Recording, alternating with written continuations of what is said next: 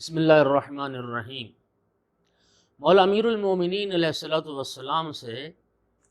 یہ نماز کی ہر رکعت میں جو دو سجدے ہیں ان کا فلسفہ پوچھا گیا کہ یہ دو سجدے کیوں ہیں۔ امام امیر المومنین علیہ السلام نے فلسفہ یہ بیان فرمایا کہ جب پہلی بار تم اپنا سر خالق کی بارگاہ میں جھکا دیتے ہو اور سر سجدے میں رکھتے ہو تو اس کا معنی یہ ہے کہ آپ رب کو اپنے عمل سے یہ بات اقرار کر رہے ہیں اپنے رب کے سامنے کہ منہا خلقتنی، اے پروردگار تو نے اسی مٹی سے مجھے خلق کیا ہے، اسی تراب سے، اسی زمین سے تو نے مجھے خلق کیا ہے۔ فرمایا یہ پہلا سجدہ اس چیز کی طرف اشارہ ہے۔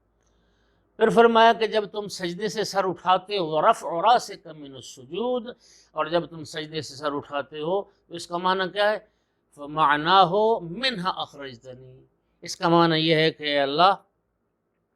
تو نے مجھے اسی مٹی سے پھر نکالا ہے، اسی مٹی سے مجھے اٹھایا ہے۔ والسجدۃ الثانیہ، اور فرمایا جب پھر انسان دوسرے سجدے میں سر رکھتا ہے تو اس کا معنی یہ ہے کہ اے پروردگار تو مجھے پھر دوبارہ تعیدنی، پھر دوبارہ اسی مٹی میں لے جائے گا۔ اور پھر جب دوسرے سجدے سے سر اٹھاتا ہے ورفع راسک من السجدۃ الثانیہ،